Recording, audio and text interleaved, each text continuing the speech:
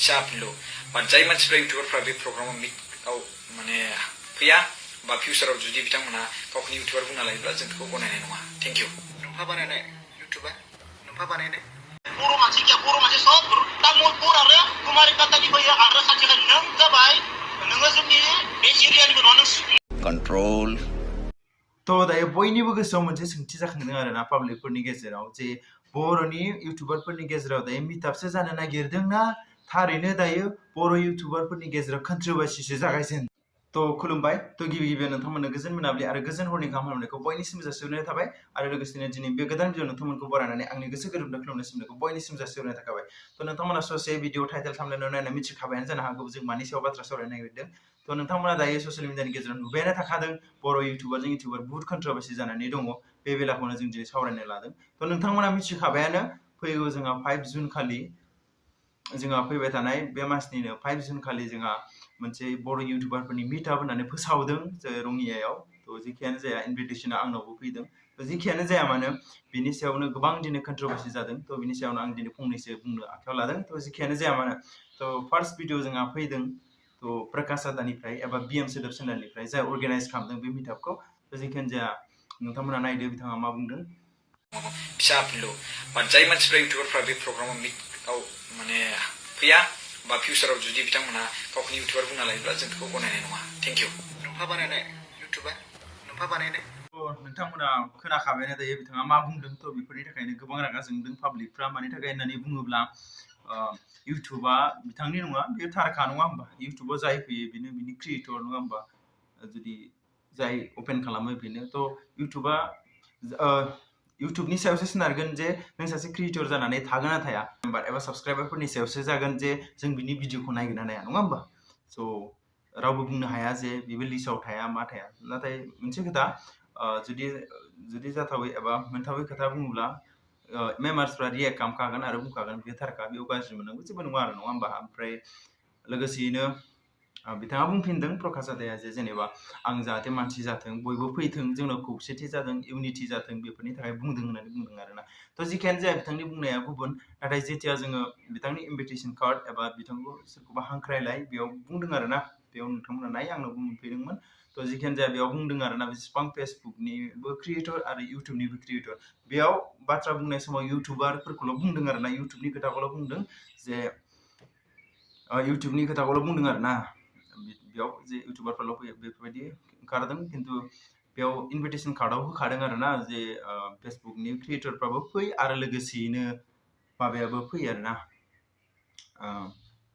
YouTube क्रिएटरफ्राबो बेबो गासिबो फै होननानै बिथाङा हांख्रायलाय होदों तो जेखियानो जाया आं बे बेलायाव बेखौनो बुंगोन जे प्रकाश आदानि एसे माने बुंनाया एसे गोरोन्थि जादों आरोना तो बेखौ सुज्रायना लायोबानो जेबो नङा होमबा मानि थाखाय होननानै बुंब्ला गोरोन्थिया बयनावबो थाखायो मानि थाखाय होननानै बुंब्ला सासे इउटुबार जानानै जुदि 1000टा भिडिअ बानायबा मोनसेयाथ' बयहाबो गोरोन्थिया ओंखारखागोन तो पाब्लिकआबो बेखौ मिथिगौ तो दानिया नेक्स्ट माया थांदों तो बिथाङा बुंनानै लादों आरोना तो बेखौ एमजे बिथांनिफ्राय लाबोनि बिथाङा मा भिडिअ होदों जों नायगोनथ' YouTuber so रायज्लायनाय मिटआपसो बियो जस्ट मिटआप आरो एमजे बाय नोंनो सोर खोन्थाखो रुल्स बानायनो नागिरदों होननानै आं ओरैबायदि लाजिनोबो ओंखारो मिनिनोबो ओंखारो आं नोंखौ एमजे बाय जे नोंनाव बेनोथ' होनो a little learning is dangerous थिं मिथिबायना तो जिखियानो जाया बिथाङा स्पिडजों बुंब्रबबाय जानो हागौ आं मिथिया एनिथिं लार्निं इज भेरि डेन्जारास थिं होननानै बुंदों खिन्थु गासिखौबो रोंखायोबा राखायोबा खिन्थु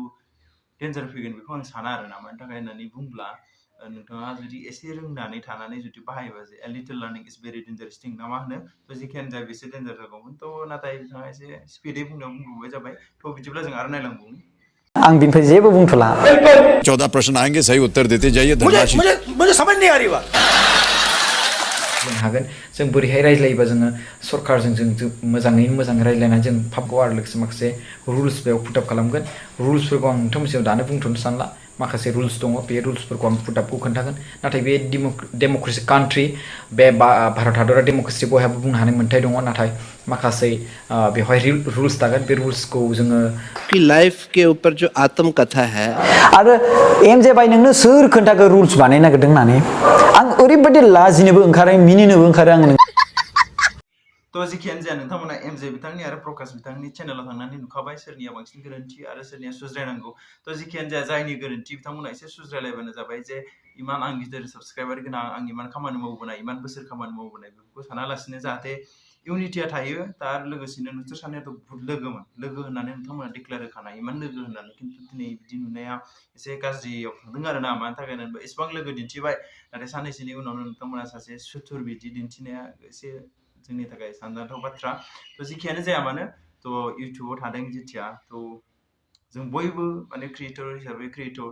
जों एसेबाबो लोगो हिसाबै थानाया मोजां मानि थाखाय होनोब्ला दिनै नाङा जोंनो गाबोनथ' नांगोन थ' जेखियानो जाया आं बे समाव बेखौल' बुंनो लुबैयो दे जोंनाव दिनै आंनावनो 36 थागोन दे खिन्थु आं सोरबा 0 साबस्क्राइबारजोंबो समान मानि थाखाय होननानै बुंब्ला दिनै आंखौ पाब्लिकआ अनदों पाब्लिकआ मोजां मोनदों पाब्लिकआ आंखौ नायदों बिनि थाखायसो आंनाव दिनै 36K साबस्क्राइबार नाथाय गाबोननो जे पाब्लिकफ्रा हायो जे आंखौ जे 0 साबस्क्राइबाराव लांनो थाखाय थ' बेखौ जों बयबो साननानै जाहाथे जों माने नाय जोंनि बर' पाब्लिकआव बारा इउटुबाराव भिउआर गैखाया खोब दङ जेनेबा हाइस्ट दङ जेनेबा 10 लाखसो दं आरोना बे 10 लाखआनो जोंनाव बयनावबो राननानै दङ नङा होमबा जोंनाव बैनि साबस्क्राइबारा बैनि साबस्क्राइबारा बैनि साबस्क्राइबारा बिनो माने दिनै बिएम सोदोब चेनेलनि साबस्क्राइबारानो एमजेनि साबस्क्राइबाराबो आरो लोगोसेयैनो बिएम सोदोबनि चेनेलनि साबस्क्राइबार आरो बैफोर साबस्क्राइबारानो आंनिबो साबस्क्राइबार थ' बेफोरखौ आरो नांज्लायहोबाय थानो मानो नङा होमबा पाब्लिकफ्राबो जुदि कन्ट्रभारसि जायोबा नायनो बायो आरो लोगोसेयैनो बुङा नङा बुंफ्लाङो बिथांनि जानानै थ' मानि थाखाय होननानै बुंब्ला जेसेबांखि चेनेल फिसा बा गिदिरानो जाया मानो फार्स्ट जागायजेननायनिफ्राय नायग्रा थायो बे जागायजेननाया जेब्लाबो लुबैयो नोंथाङा जौगालांथों जेब्लाबो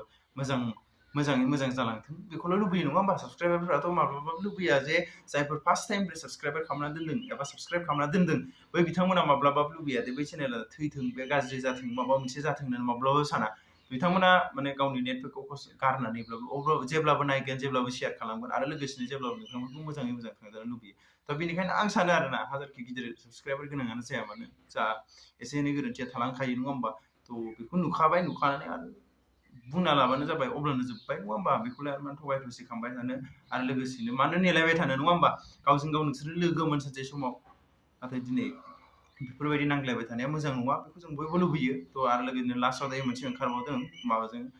बिएम सोदोब चेनेल एबा प्रकाश नार्जारिजों एबा जेम्सजों नङा होमबा थ' जेम्सखौबो गोबाङानो प्रकाश होननानैसो मिथियो थ' जेखियानो जाया आं जेम्सखौ जेम्सआनो बुंगोन थ' बिदिब्ला जों एसे नायलांबावनो मा होनो बर' मानसि सब तामुलपुर आरो कुमारिकाटानि फैयो आरो सानसेखालि नों जाबाय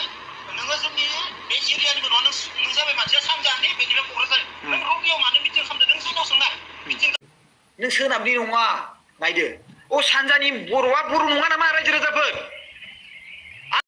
थ' जेखियानो जाया दानिया गिदिरनिफ्राय गिदिरसिनसो जालांनो हमबाय माने सानजानिया बर' नङा माबा खोलानिया बर' नङा माने क'क्राझारनिया पावारफुल बेलेगनिया पावारफुल नङा बेफोरबायदिसो जालांनो हमबाय आरो ना खोथाफ्रा थ' जेखियानो जाया आं बे समाव मोनसेल' बाथ्रा बुंनो लुबैदों बे मिटापनि गुबै थांखिया मामोन बे मिटापनि गुबै थांखिया बेनोमोन जे जेनेबा जों गासिबो खना खनला गासिबो क्रिएटर जेसेबांखि जाया मानो आंनि नुनायाव आरोना जों खौसेयै थानांगौ इउनिटि थानांगौ जों माबा मोनसेबाबो माने पाब्लिकफोरनि थाखाय माबा मोनसेबाबो खामानि मावनो हायो जेथिया जों खौसेथि जाना थायोबा मानि थाखाय होनोब्ला जाय खामानिखौ जों सासे मावनो हाया नङा होमबा बै खामानिखौ जोङो खौसेयै जेथिया मावो अब्ला गोरलै जायो आरो जों मावनो हायो नङा होमबा बिनि थाखायनो जों बेखौ दाफुंनो सानदोंमोन आरो लोगोसेनो जों लोगो हमलाय लायोबा ना जेब्ला जोङो माने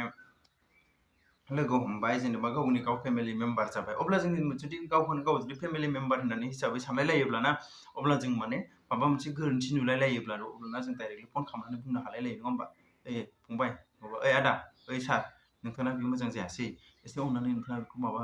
नायफिननानै जुदि रिआपल'ड खालामबा मोजां जागोन नामा बेफोरबायदि सोंलाय लायोबा अब्ला जों गावजों गाव नांलायनाया जोबलांगोन अब्ला जों पाब्लिकफ्राबो कन्ट्रभारसि जोबलाङोबा मोजां मोनगोन आरो लोगोसेनो जोङो माने जेबो दावराव जानाय नङा जों खौसेथि मावलांनो हागोन मानि थाखाय आरो लोगोसेनो जों बुंनो थाङो जे जुदि जोङो सासे बबेबा मोनसे घटना जाबाय सापस होनबा जों बेखौ हारसिं मावजोबनो हाया जुदि जों मोनसे ग्रुपै थाखायोब्ला अब्ला जों मोनसे बयबो मोनसे माने फेमिलि बायदिनो थाखायोब्ला अब्ला जों बे ग्रुपआव रायलायनानै जुदि माबा मोनसे होनो हायोबा बयबो थाइसे थाइनै होनानै थारमाने होनो हाबाय होमबा थाबनो जाबाय बेफोरबायदि आरोना बा माने हारसिं मावनो हायै खामानिखौ जों जमायै मावनो हायो थ' दानिया लसआ मा दा नांलायबाय थानायनि लसआ मा बेखौ आं फंनैसो आंनिथिंजायनिफ्राय बुंनो लुबैदों माने जुदि बेफोरबायदिनो नांज्लायबाय थायोब्ला अब्ला जुदि जोंनि इउटुबारफ्रा गावस्रानायनिफ्राय गावस्रालांसिनगोनसो अब्ला बे मिटआप खालामनायाव सोर बाहागो लागोन दिनै गोबां दङ बेयाव लिंहरजानाय सिबिरानिमोन दङ बड' इनफ'मोन दङ बड' जब इनफ' दङ आरो गोबां बेफोरबायदिनो जोंनि गेजेराव गोबां माने जों माने कन्ट्रभारसिखौ मोजां मोनै चेनेलफोर दङ नङा होमबा क्रिएटरफोर गिदिर दङ बेफोर क्रिएटरफ्रा बोरै थांगोन दिनै साहसानो जानाय नङा मानो थांनो नङा होमबा मानो थांगोन गोबां दङ दिनै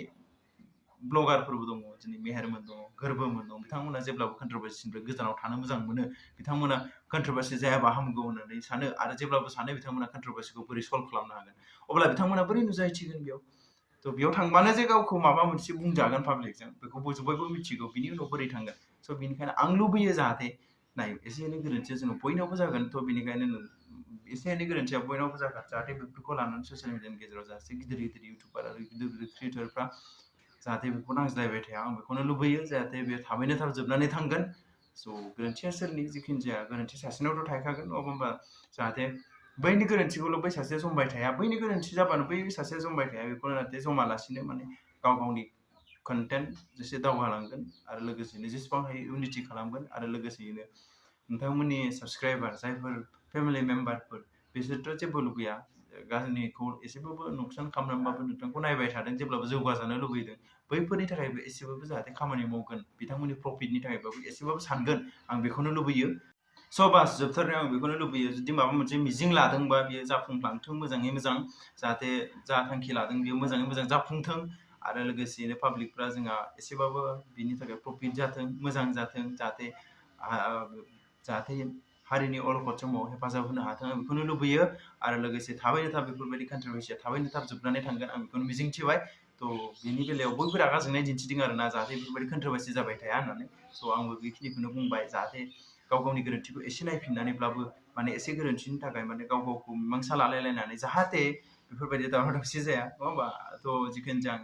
आंनि बुंनांगौखिनिखौ एसेयावनो बुंबाय आरो लोगोसेनो पाब्लिकफ्रा मा लुबैयो नोंथांमोना कमेन्ट बक्सआव खोन्थाबानो जाबाय थ' दिनै भिडिअ एसेनोसै नोंथांमोना मोजां मोनदोंब्ला लाइक कमेन्ट शेयार खालाम आरो गोदान भिडिअखौ साबस्क्राइब खालाम